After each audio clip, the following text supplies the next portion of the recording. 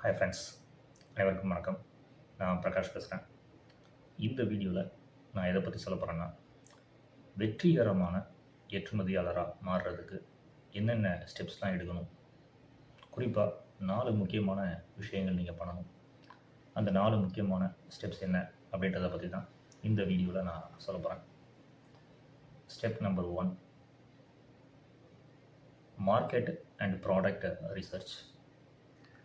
நீங்கள் ஏற்றுமதி தொழிலில் இறங்குறதுக்கு முன்னாடியே நீங்கள் செய்ய வேண்டிய முதல் வேலை இதுதான். Market and product research. சந்தையை நீங்கள் ஆராய்ச்சி பண்ணணும். என்ன ப்ராடக்ட் நீங்கள் தேர்ந்தெடுக்க போகிறீங்க அப்படின்றதையும் நீங்கள் ஆராய்ச்சி பண்ணணும். நீங்கள் ப்ராடக்ட் செலக்ட் பண்ணும்போது முதல்ல ஸ்டார்ட் பண்ணும்போது ஏதாச்சும் ஒரு ப்ராடக்ட் மட்டும் எடுத்து வச்சு ஸ்டார்ட் பண்ணுங்கள். மல்டிபிள் ப்ராடக்ட்ஸ் எடுக்கிறேன்னு சொல்லி உங்களை நீங்களே ரொம்ப கன்ஃபியூஸ் பண்ணிக்கிடாதீங்க.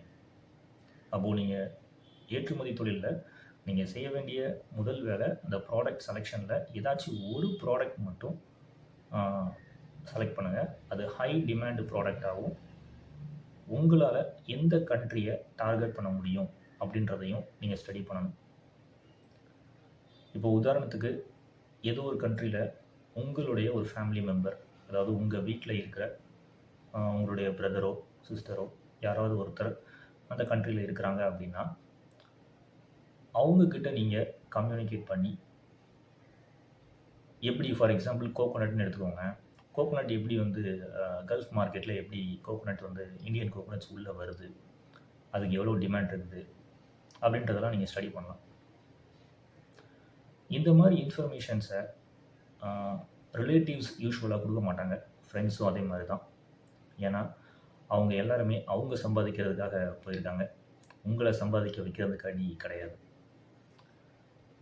ஆனால் நீங்கள் யாரை ட்ரை பண்ணி பார்க்கலாம் அப்படின்னா, உங்களுடைய ஓன் பிரதர், உங்களுடைய ஓன் சிஸ்டர், உங்களுடைய ஃபேமிலி மெம்பர் யாராவது ஒருத்தர் ஃபாரினில் இருக்கிறாங்கன்னா அந்த கண்ட்ரியில் என்ன ப்ராடக்ட்டு, இந்தியன் ப்ராடக்ட்டு ஹை டிமாண்டில் உள்ளே வந்துக்கிட்டு இருக்குது அப்படின்றத நீங்கள் அவங்கக்கிட்ட கேட்டு ஸ்டடி பண்ணிவிட்டு அந்த ப்ராடக்டை நீங்கள் செலக்ட் பண்ணலாம். அப்போது ஸ்டார்ட் பண்ணும்போது ஏதாச்சும் ஒரு ப்ராடக்டை மட்டும் நீங்கள் தேர்ந்தெடுக்கணும். அதுக்கப்புறம் டார்கெட் கண்ட்ரி, அது என்ன கண்ட்ரி அப்படிங்கிறதையும் நீங்கள் ஃபைனலைஸ் பண்ணணும். அண்ட் தென் நீங்கள் கொடுக்கக்கூடிய அந்த ப்ராடக்ட் ஹை குவாலிட்டியான ப்ராடக்டா அப்படின்றத நீங்கள் என்ஷூர் பண்ணிக்கணும். அது நீங்கள் எய்தர் ஓன் மேனுஃபேக்சரிங் நீங்கள் பண்ணாலும் சரி, இல்லை நீங்கள் ஒரு ட்ரேடராக இருந்து அந்த ப்ராடக்டை யார்கிட்டையோ பர்ச்சேஸ் பண்ணாலும் சரி, எதுவாக இருந்தாலும் அந்த ப்ராடக்டோடைய குவாலிட்டி அந்த கண்ட்ரிக்கு ஏற்ற ஸ்டாண்டர்டில் இருக்கணும். இது ரொம்ப முக்கியமான ஒரு விஷயம். அப்போது நம்பர் 1 நான் சொன்னதை நீங்கள் நல்லா நோட் பண்ணியிருப்பீங்க. மார்க்கெட் அண்ட் ப்ராடக்ட் ரிசர்ச், இது ரொம்ப முக்கியமானது. செகண்ட் இதில் ஃபோக்கஸ் பண்ணணுன்னா லீகல் காம்ப்ளையன்ஸ் அண்ட் டாக்குமெண்டேஷன். அதாவது லீகலாக உங்களுடைய ப்ராடக்டை எக்ஸ்போர்ட் பண்ண முடியுமா முடியாதா அப்படின்றத நீங்கள் ஸ்டடி பண்ணிக்கணும். அது இந்தியாவிலேருந்து எக்ஸ்போர்ட் பண்ண முடியுமா அப்படின்றதையும் நீங்கள் ஸ்டடி பண்ணணும். அதே மாதிரி அந்த கண்ட்ரியில் நீங்கள் எந்த கண்ட்ரிக்கு ஏற்றுமதி செய்ய போகிறீங்களோ அந்த கண்ட்ரிலையும் அலௌடா இல்லையா அப்படின்றதையும் நீங்கள் ஃபைண்ட் அவுட் பண்ணிக்கணும். And then documentation, proper registrations பண்ணியிருக்கணும். லைக் ஜிஎஸ்டி நீங்கள் எடுத்துக்கணும். அதுக்கப்புறம் IE code, import export code DGFT website மூலமாக எடுக்கலாம். Directorate general of foreign trade, அந்த சைட்டில் போய் நீங்கள் என்ன பண்ணிக்கலாம் அப்படின்னா ஐஇசி எடுத்துக்கிடலாம். And then other registrations like AD code, EDA registrations, அதுக்கப்புறம் டிஜிட்டல் சிக்னேச்சர் சர்டிஃபிகேட் எடுக்கிறது, இந்த மாதிரி ப்ராப்பரான பேசிக் ரெஜிஸ்ட்ரேஷன்ஸ் இது எல்லாமே நீங்கள் பண்ணிக்கிடணும். அண்ட் தென் டேக்ஸ் காம்ப்ளையன்ஸ், அதாவது டேக்ஸ் பற்றியும் நீங்கள் தெரிஞ்சுருக்கணும்.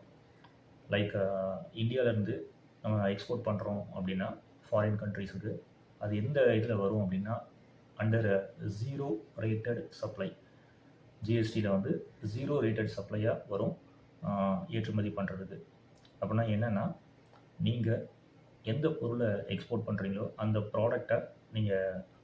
ப்ராடக்டை நீங்கள் ப்ரிப்பேர் பண்ணும்போது இல்லை ப்ரொடியூஸ் பண்ணும்போது இந்தியாவில் ஏதாவது டேக்ஸ் பே பண்ணியிருக்கீங்க அப்படின்னா அந்த டேக்ஸ் என்ன பண்ணிக்கலாம் அப்படின்னா க்ளைம் பண்ணிக்கலாம். இப்போ நீங்கள் ஜிஎஸ்டி பே பண்ணியிருக்கீங்கன்னு வச்சுக்கோங்களேன். லைக் ரா மெட்டீரியல்ஸ் பர்ச்சேஸ் பண்ணுறதுக்காக இருக்கட்டும், இல்லை அந்த ப்ராடக்ட்டை நீங்கள் ப்ரொடக்ஷன் பண்ணுறதுக்கு ஏதோ ஒரு டேக்ஸ் பே பண்ணியிருக்கீங்கன்னு வச்சுக்கோங்களேன். அந்த மாதிரி ஜிஎஸ்டி நீங்கள் இந்தியாவுக்குள்ளே பே பண்ணியிருக்கீங்கன்னா, அதை என்ன பண்ணிக்கலாம் அப்படின்னா, நீங்கள் கிளைம் பண்ணிக்கலாம். அந்த குட்ஸை நீங்கள் ஃபாரினுக்கு எக்ஸ்போர்ட் பண்ணீங்க அப்படின்னா. இதுக்கு பேர் தான் zero rated supply under GST. இதையும் நீங்கள் தெரிஞ்சு வச்சுக்கணும். ஸோ இது ரெண்டாவது வெரி இம்பார்ட்டன்ட் திங். ஒரு சக்ஸஸ்ஃபுல் எக்ஸ்போர்ட்டராக மாறணும் அப்படின்னா லீகல் காம்ப்ளைன்ஸ் தெரிஞ்சு வச்சுருக்கணும். அதே மாதிரி டாக்குமெண்டேஷன்ஸ் பற்றியும் நீங்கள் தெரிஞ்சுக்கணும். அதுக்கு அடுத்தது மூணாவது முக்கியமான ஒரு விஷயம் இதில் ஃபோக்கஸ் பண்ணணும் அப்படின்றத நான் இப்போ சொல்கிறேன். தேர்டு நீங்கள் ஃபோக்கஸ் பண்ண வேண்டிய விஷயம் லாஜிஸ்டிக்ஸ் அண்ட் ஃபைனான்ஷியல் செக்யூரிட்டி. நீங்கள் ஒரு சிஹெச்ஏ ஏஜென்ட், அதாவது கஸ்டம்ஸ் ஹவுஸ் ஏஜென்ட்டை நீங்கள் ஐடென்டிஃபை பண்ணணும். சில பேர் என்ன பண்ணுவாங்கன்னா கஸ்டம்ஸ் ஹவுஸ் ஏஜென்ட் அவங்க இருப்பாங்க, அதே மாதிரி ஃப்ரைட் ஃபார்வர்டராகவும் இருப்பாங்க. சிஹெச்ஏ ஏஜென்ட் தான் என்ன பண்ணுவாங்கன்னா உங்களுடைய குட்ஸை கஸ்டம்ஸில் கிளியர் பண்ணி அதுக்கப்புறமா வெசலில் ஏற்றி வைப்பாங்க. உங்களுடைய கண்டெய்னரை என்ன பண்ணுவாங்கன்னா வெசல், அதாவது ஷிப்பில் ஏற்றி அதுக்கப்புறம் அனுப்பி வைப்பாங்க. இது அவங்களுடைய ரோல். அப்போது நீங்கள் செய்ய வேண்டியது ஒரு ப்ராப்பரான சிஹெச்இ ஏஜென்ட்டை நீங்கள் ஃபிக்ஸ் பண்ணி வச்சுக்கணும் உங்களுடைய பிஸ்னஸ்க்கு.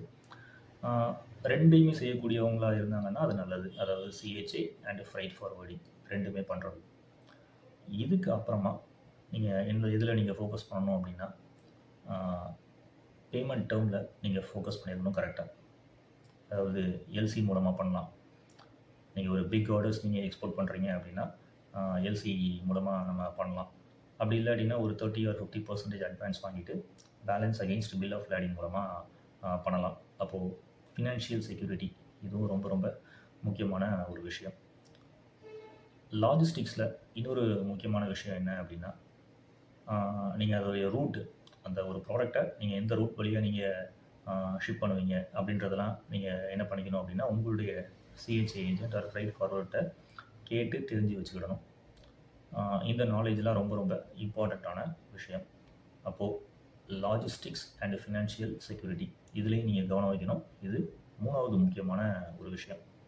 இதுக்கு அடுத்தது நாலாவது நீங்கள் எதில் ஃபோக்கஸ் பண்ணணும் அப்படின்றத நான் இப்போ சொல்கிறேன். நாலாவதாக நீங்கள் ஃபோக்கஸ் பண்ண வேண்டியது நெட்வொர்க்கிங் அண்ட் எக்ஸ்பேன்ஷன். அது என்ன நெட்வொர்க்கிங் அப்படின்னா நீங்கள் உங்களுடைய பிஸ்னஸ் நீங்கள் டெவலப் பண்ணுறதுக்காக புதுசாக பையர்ஸ் ஃபைண்ட் அவுட் பண்ணுறதுக்காக நீங்கள் ட்ரேட் ஃபேர்ஸ்லாம் நீங்கள் பார்ட்டிசிபேட் பண்ணலாம். மெயினாக அப்ராடில் நடக்கிற அந்த ட்ரேட் எக்ஸிபிஷன்ஸ், அங்கே உங்களுடைய ப்ராடக்டை நீங்கள் டிஸ்பிளே பண்ணி அந்த எக்ஸிபிஷனில் நிறையா வெரிஃபைட் பையர்ஸ்லாம் வருவாங்க. அவங்க கூட நீங்கள் டிஸ்கஸ் பண்ணலாம். உங்களுடைய ப்ராடக்டுடைய சாம்பிள்ஸை அவங்கள்ட்ட நீங்கள் காமிக்கலாம். இதே மாதிரி நீங்கள் என்ன பண்ண முடியும் அப்படின்னா அந்த ட்ரேட் ஃபேர்ஸில் நிறையா கான்டாக்ட்ஸ் நீங்கள் பில்ட் பண்ண முடியும்.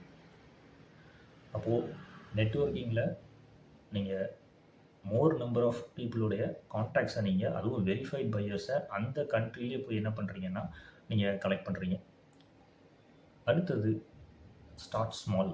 அதாவது ரொம்ப பெருசாக எடுத்த உடனே நம்ம ரொம்ப பெரிய லெவலில் தான் எக்ஸ்போர்ட் பண்ணணும் அப்படின்றது கிடையாது. சின்ன சின்ன லெவலில் ஸ்டார்ட் பண்ணுங்கள். கொஞ்சம் கொஞ்சமாக நீங்கள் என்ன பண்ணலாம் அப்படின்னா மோர் அண்ட் மோர் பையர்ஸை ஃபைண்ட் அவுட் பண்ண முடியும். But you have to start small.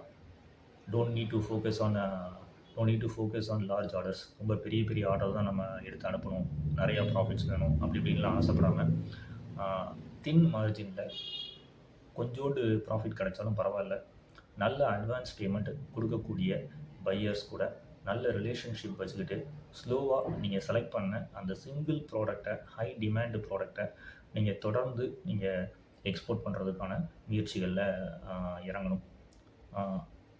இந்த 4 விஷயங்கள் இந்த வீடியோவில் நான் சொல்லியிருக்கிற இந்த 4 விஷயங்களில் நீங்கள் கவனம் வச்சிங்க அப்படின்னா நீங்களும் ஒரு சக்ஸஸ்ஃபுல்லான ஏற்றுமதியாளராக மாறுறதுக்கான வாய்ப்புகள் இருக்குது. ஏற்றுமதி தொழில் அப்படின்றது ஒரு சுலபமான விஷயம் கிடையாது. ஆனால் இங்கே நீங்கள் ஸ்மார்ட் ஒர்க்கையும் ஹார்ட் ஒர்க்கையும் கலந்து பண்ணீங்க அப்படின்னா நிச்சயமாக நீங்களும் ஒரு சக்ஸஸ்ஃபுல்லான எக்ஸ்போர்ட்டராக மாறுறதுக்கான சான்சஸ் நிறையாவே இருக்குது.